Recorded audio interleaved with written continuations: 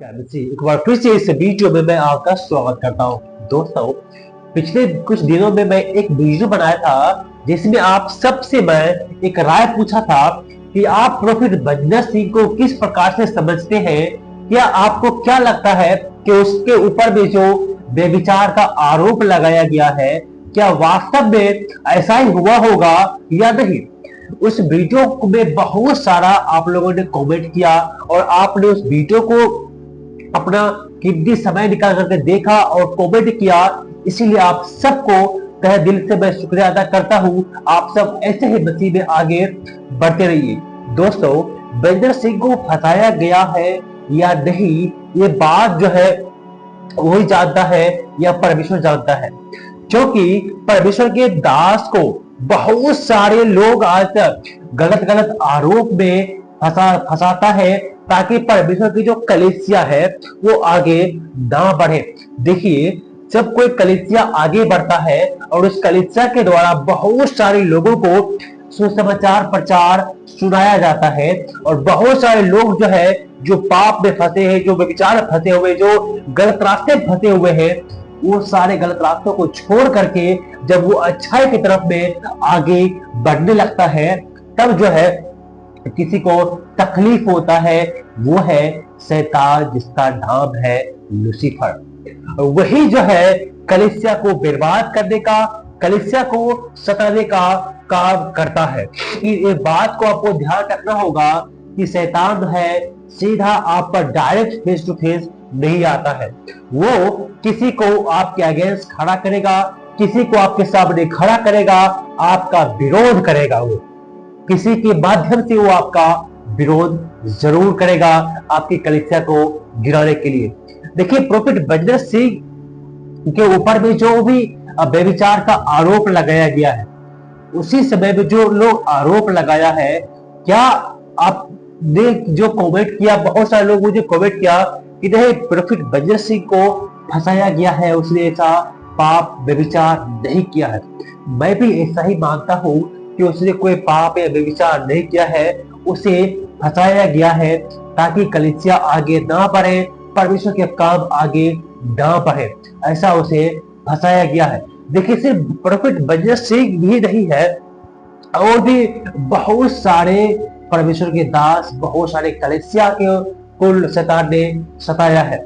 इससे पहले भी एक म्यांमार तरफ में मैंने न्यूज में देखा था, एक पास्टर था, उसे भी बलात्कार के आरोप में फंसाया गया था। रेवरेंड जेरोक्ली, डॉक्टर रेवरेंड जेरोक्ली को नाम है, उसे भी बलात्कार के आरोप में फंसाया गया था।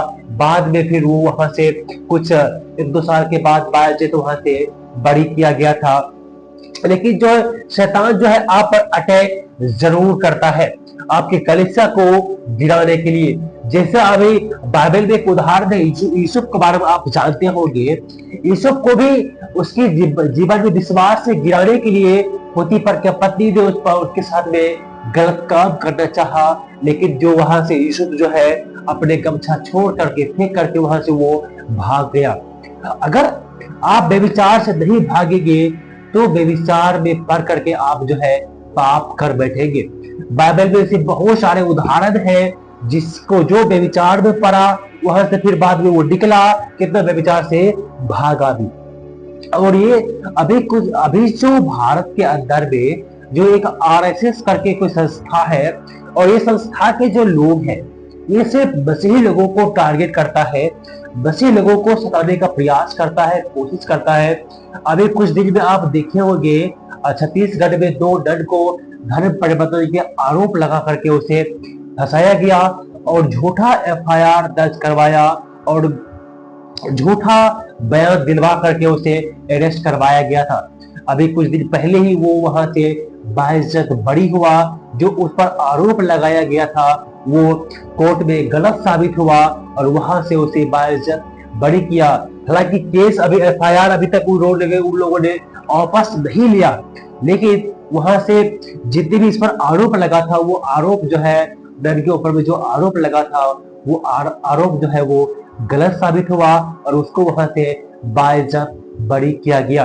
और न्यूज के अनुसार बता रहा था कि वो केस भी बंद करने के विषय में उन लोग जो है सोच रहा है, जो जो एफआईआर दर्ज करवाया था, एफआईआर को वापस करने के लिए वो लोग भी बात कर रहा है। शैतान जो है हमेशा ये चाहता है कि मसीही में लोग आगे न बढ़े, यीशु मसीह पर लोग विश्वास न करें।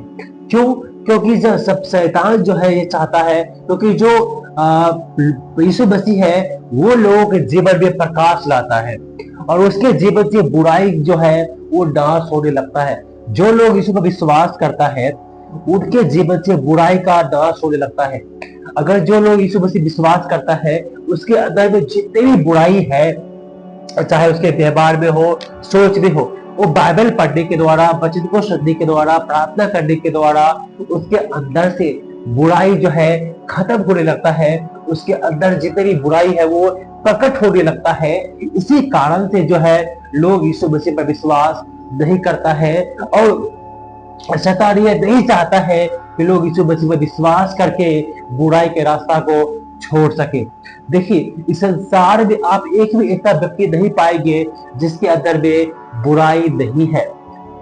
आप देखिए ज्योति शर्मा, जो अभी जो कुछ दिन पहले जो को गिरफ्तार करवाया था और जिस लड़की को के बारे में उन लोगों ने आरोप लगाया था कि इस लड़की को बेचने के लिए जा रहा था, धर्म को बदलने के लिए जा रहा था, वही लड़की ने गवाही दिया कि ज्योति शर्मा ने उसे गलत बयान दिलवाया था। मेरे पास वो वीडियो क्लिप भी है।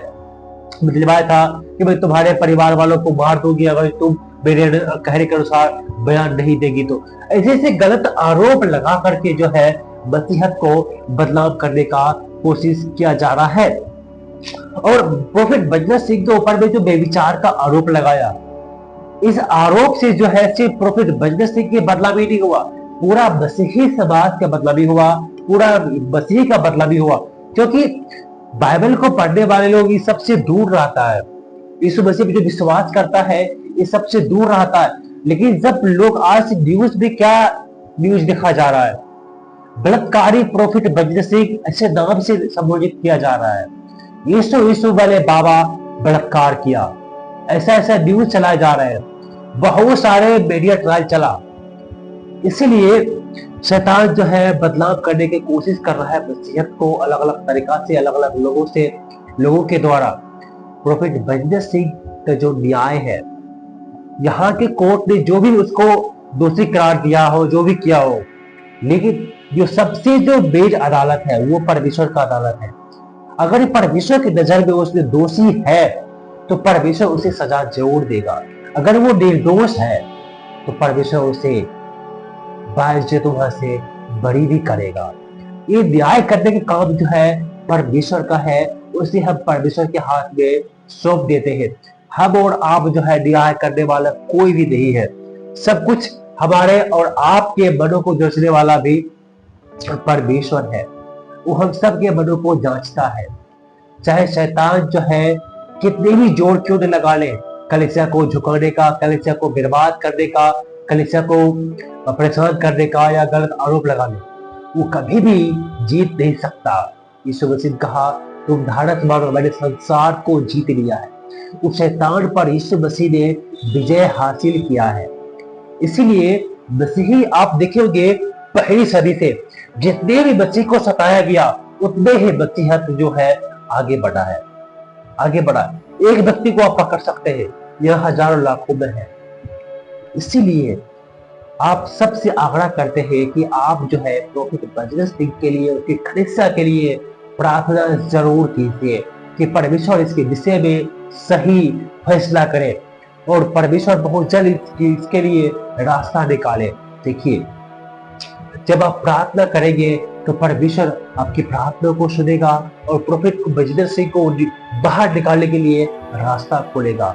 और मैं आपसे यह आग्रह करता हूं कि जितने भी मसीह विरोधी लोग हैं, जितना भी गलत विचार के लोग हैं, जो लोग मसीह के खिलाफ है, जो उसके विरोध में है, उसके लिए खास करके आप जो है उपवास के साथ प्रार्थना कीजिए। जो लोग प्रोफेट बजना सिंह पर बलात्कार का आरोप लगाया, उसके लिए भी आप प्रार्थना कीजिए ताकि परमेश्वर उनके मनों को खोले और वो सच्चाई बयान कर सके, वो झूठ से अपने मन को हटा सके और सच्चाई में आकर के सच्चाई की तरफ में आगे बढ़ सके। और दूसरी बात, आप सबके लिए प्रार्थना करना है हमारे देश भारत के लिए।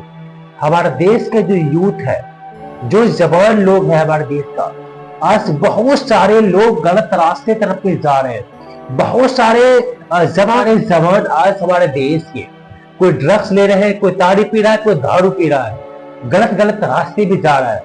अगर आप क्राइम न्यूज को देखेंगे, बहुत ज्यादा क्राइम हो रहा है आजकल। ऐसा क्यों हो रहा है? क्योंकि लोग एक दूसरे के प्रति जिम्मेदार नहीं है और एक दूसरे के लिए लॉयल नहीं है। बहुत सारे ऐसे क्राइम हो रहे हैं संसार में। इस सारे क्राइम को रोकने के लिए आप प्रार्थना कीजिए। बलजिंदर सिंह के साथ में भी जो क्राइम हुआ है, जो घटना घटा, जो उसके ऊपर में बेविचार का आरोप लगा है, इस सब के लिए आप जो है प्रार्थना जरूर करें, ताकि परमेश्वर सबके बड़ों के खोले और उस आज का जो हमारे देश के, जो भारत के जो यूथ है, वो सही दिशा में अपने लक्ष्य की तरफ जो है सही रास्ते में आगे बढ़ने के लिए आप जो है प्रार्थना जरूर करें। प्रार्थना में बहुत शक्ति है, अनहोनी को भी होनी में बदल सकता है, वह है प्रार्थना। आप सब प्रोफेट बलजिंदर सिंह के लिए, हमारे भारत देश के लिए, हमारे भारत देश के जवान लोगों के लिए आप प्रार्थना जरूर करें, ताकि उन लोग गलत रास्ते को छोड़ करके सच्चाई पर आगे बढ़ सके। मैं उम्मीद करता हूँ कि इस वीडियो द्वारा ईश्वर आप सबको आशीष दिया होगा।